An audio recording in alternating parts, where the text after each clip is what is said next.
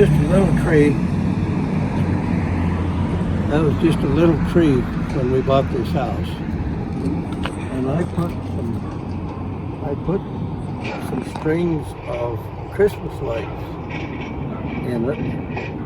And as it would grow taller, I would add another string so it wouldn't break them.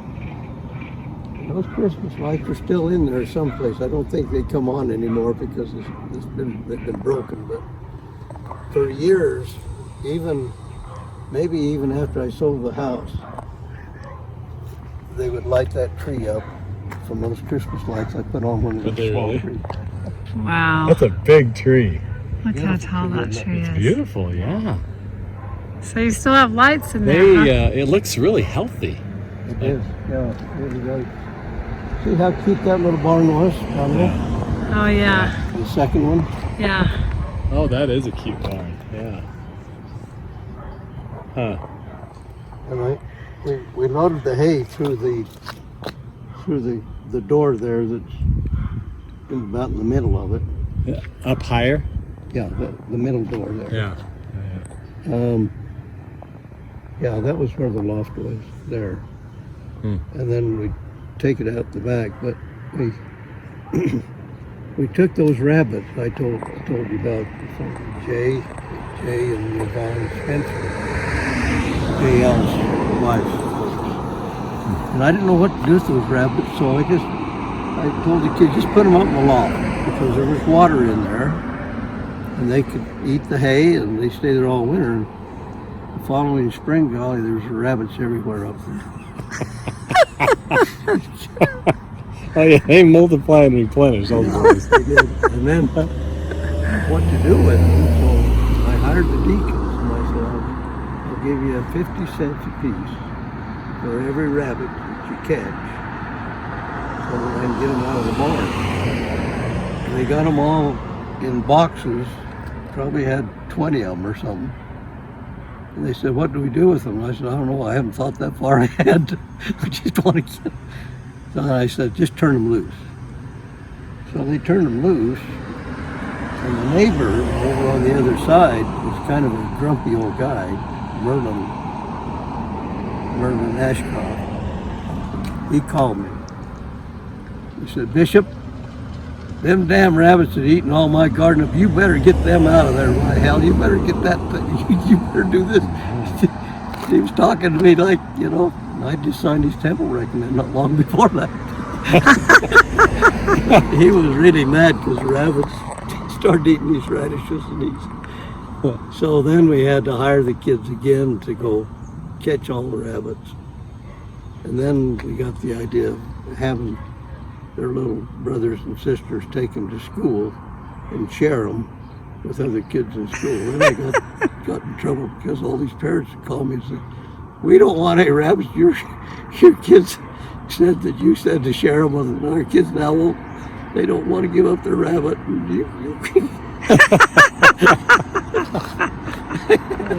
Awesome. It is beautiful. It was a nice place. I saw no need to move.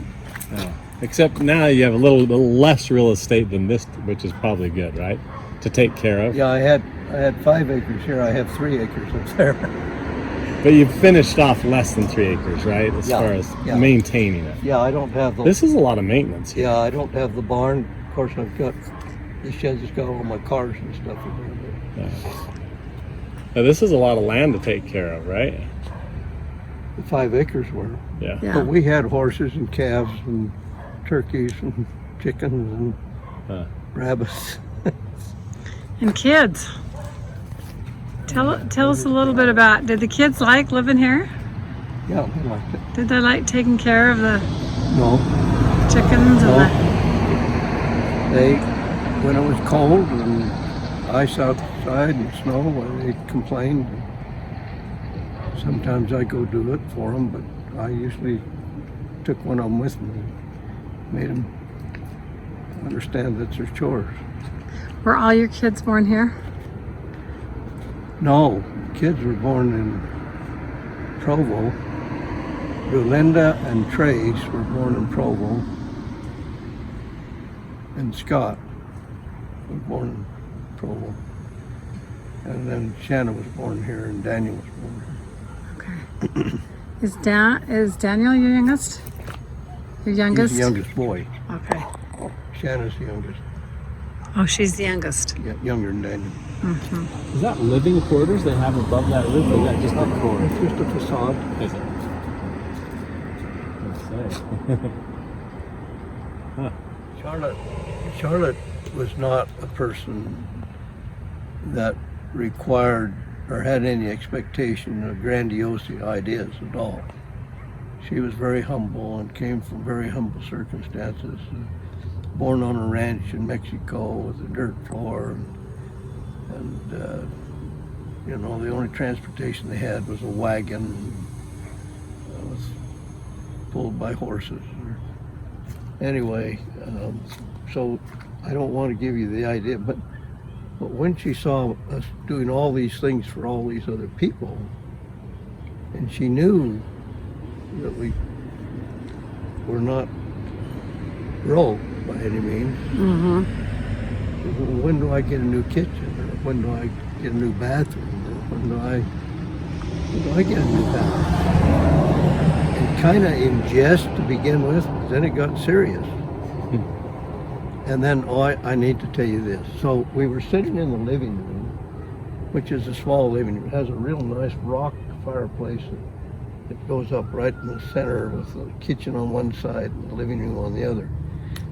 So we were all there for Christmas. There were 22 of us in our family by then. Mm-hmm. And she stands up right among all the kids and she says, "Kids, I know it's crowded here, but next Christmas we'll be in our new home."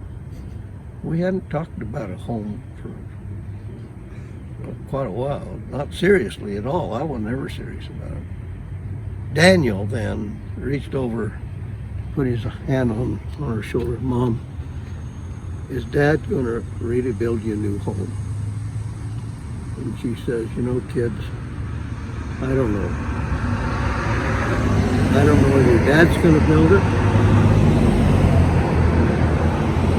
or some other contractor, but next Christmas we'll be in our new home."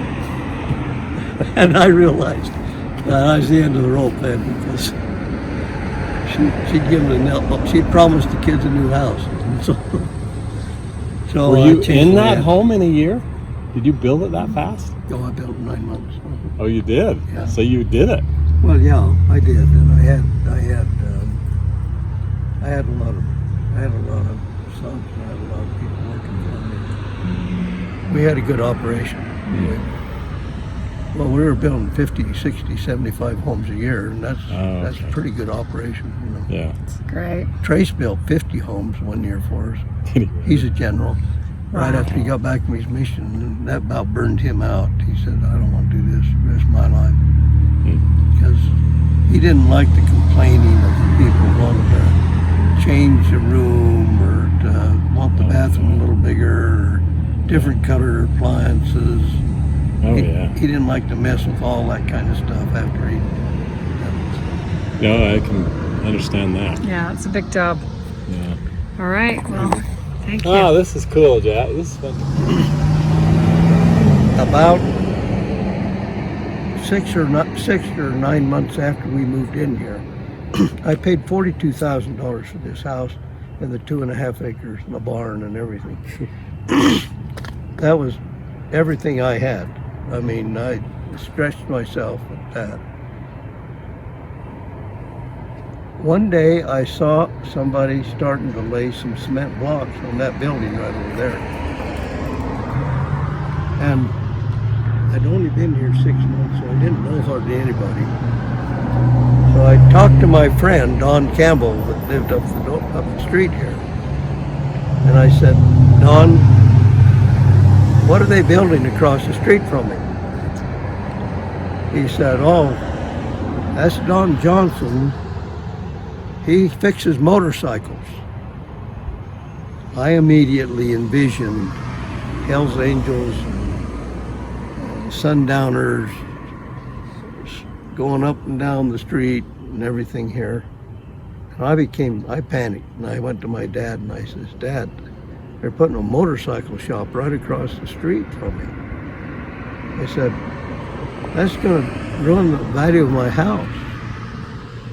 And he said, son, when you get rich enough that you can buy all the property across the street and around you, then you can decide what goes across the street.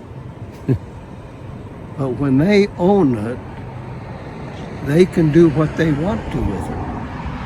That's why people came to America, to have the right to have their own decisions and so on. Well, this man walking along here was my first counselor. The first time I was a bishop. Was he really? I'll be darned. And he was the most introspective person. We'd be sitting, Vern, we'd be sitting in a meeting on the stand. Ed would say, Bishop, I think you need to interview that lady. And I'd say, how come? He said, I don't know. He said, but I think you need to interview her. And I got to where I would do what he suggested, and I needed to interview her. He had insight. Let's walk across the street.